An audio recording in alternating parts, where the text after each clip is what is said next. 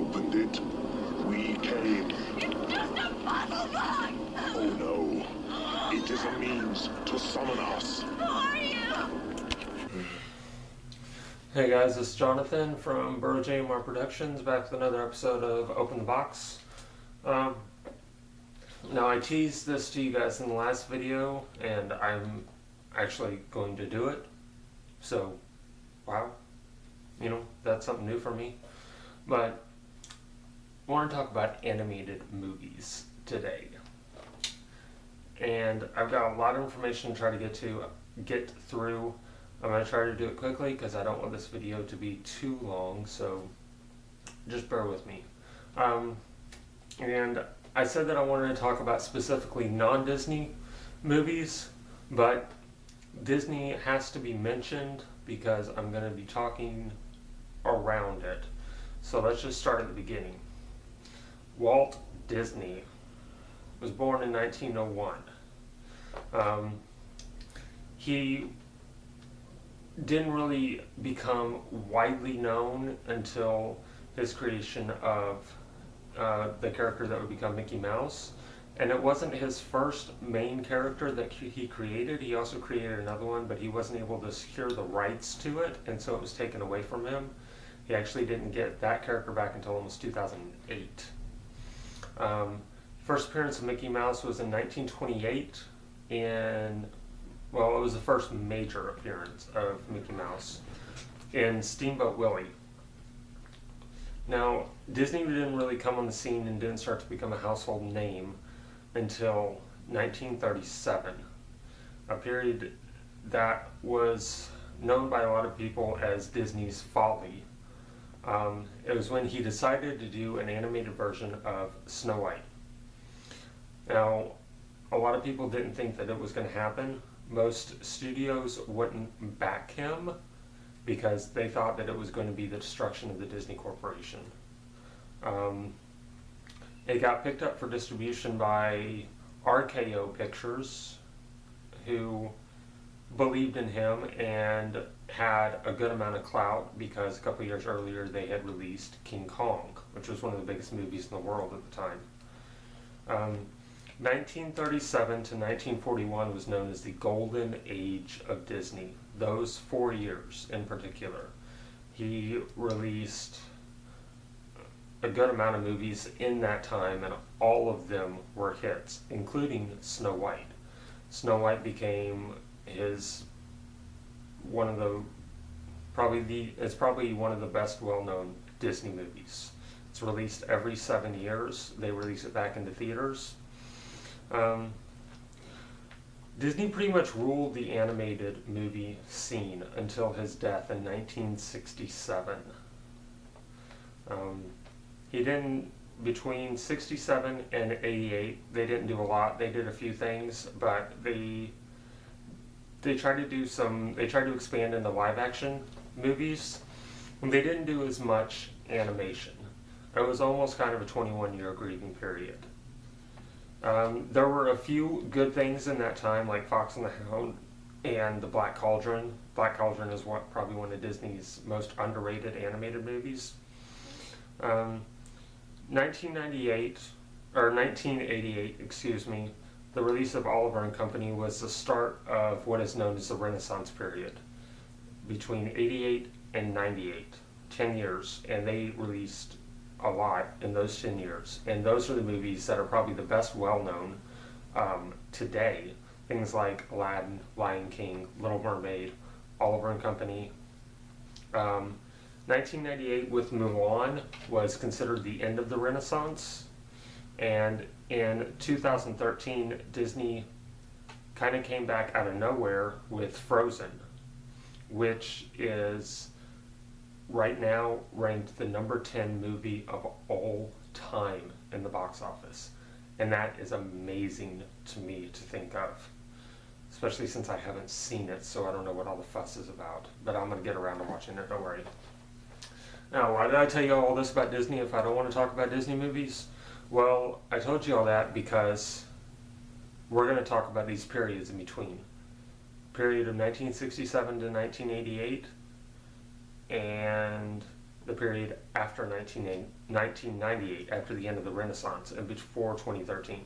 We're going to talk about these periods because a lot of great stuff happened. So, let's start at the beginning with a man that some of you may know who he is, some of you may not.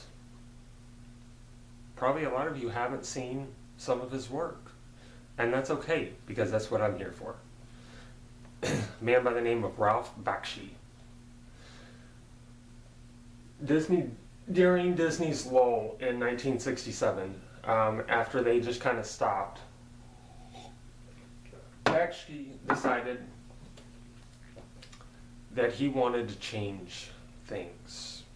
He decided that the world needed a change when it came to animated movies. He wanted to give animated movies to adults and let them run things. Make adult-oriented movies, make mature animated movies, and make smart animated movies. And that was Bakshi's thing. He had a vision, and he succeeded in it pretty well. He started this in 1972 by making a movie called Fritz the Cat. Fritz the Cat was the first animated movie to ever receive an X rating. Now, X is what NC-17 is nowadays. But it wasn't quite as much of a stigma back then. It was still pretty big, but there were X movies that got released in the theaters still, and still did very well, and Fritz the Cat was one of them. Fritz the Cat was very mature, very adult-oriented. It had cartoon sex in it, and not in a funny sense, in a serious sense. This was an adult movie that just happened to be animated. And Bakshi had a very interesting way of doing animation. It was something that was different from the norm. It was something that people hadn't seen before. And they embraced it. You know, it was a very popular time, and Bakshi became a pretty big name, but he still worked independently. He didn't like to work with big companies. He liked to do things himself. He did things in a traditional animation style, but he started to become a household name. He followed Fritz the Cat up with like 3 or 4 different movies, and all of them became pretty big hits. He had Heavy Traffic, Coonskin, and a movie called Hey Good Looking. Coonskin was an especially important one because it was very controversial at its time. In case you guys are wondering, Heavy Traffic and Coonskin both got X ratings. Hey Good Looking, I think was only rated R. And I know that's weird for me to say only rated R, but we're going to talk about that some more later. And his work was important for 2 main reasons. Number one, his animation style.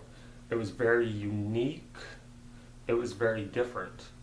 And Bakshi had a dream of mixing live action and animation. And this was something that he did in a couple of his movies, most notably Coonskin and Hey Good Lookin'. He wanted to find a way to seamlessly fuse the two. Now, it had been attempted before, even by Disney, with Song of the South, which I know is a taboo thing to talk about, but it was trying to mix live action and animation. And everybody wanted to do it. Bakshi was the first to get it done in a proper way. It wasn't perfect, but it was his dream. And the second reason why his work was important was simply that it proved to everyone that anybody could do animated movies and anybody could make them successful. Because at the time, Disney was it. You know, except for the stuff that was on TV, and I'm not talking about TV shows, but in the sense of movies and getting releases and actually being popular, Disney was it. Bakshi stepped in and said, no, we can do this too. His animation style helped pave the way for a lot of things. He continued to work, and he was continued to be pretty popular until 1983. He released Fire and Ice, which was his last movie that he released. He's still doing some work today, and he has one more movie that I'm going to talk about, which was released after 1983, but we're going to get to that near the end. Oh, and also, he did a great little animated feature in 1976 called Lord of the Rings. He was the first person to tackle the subject, and I loved it. I thought it was great.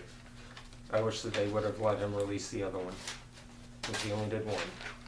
But we're up to the early 80s, and the next person that we're going to talk about is a man by the name of Don Bluth. Don Bluth began his career actually working for Disney, but he became disheartened by the company. He didn't like it anymore. He didn't like the direction that they were going at the time. Plus, it was the 70s, and Disney wasn't just really wasn't having any hits. So he left in 1979 to form his own company.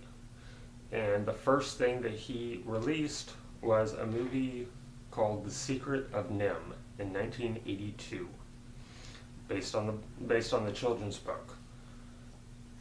The movie had some moderate success, but it wasn't enough to pull them out because they had invested so much time and effort into making it that they ended up having to file for bankruptcy. In about 1984, I believe it was, he started to become a popular name again because he worked on a little video game called Dragon's Lair. That was a huge arcade hit. It was all animated. It was beautiful. And that was his baby. He did all the animation for that video game, and he started to become a known name again. And he became so successful because of that none other than Steven Spielberg wanted to do some work with him. Steven Spielberg called him up and said, hey, I'm interested in making an animated movie, and I would like for you to do the animation and directing on it. Steven Spielberg just wrote it and produced it, and you may have heard of it. It was a little movie called An American Tail, which was always one of my favorites as a kid. I haven't seen it recently, and I'd like to again. He followed that up with Land Before Time, which was another one of my favorites as a child, and All Dogs Go to Heaven. His work wasn't as mature as Bakshis. They were definitely made for children, but there were some very adult-oriented themes in them. He had a great way of taking things that adults have to deal with and putting them in terms that children can understand. It was very beautifully done. He also had a pretty unique animation style, and it definitely tended to lean a little bit more toward Bakshis than Disney.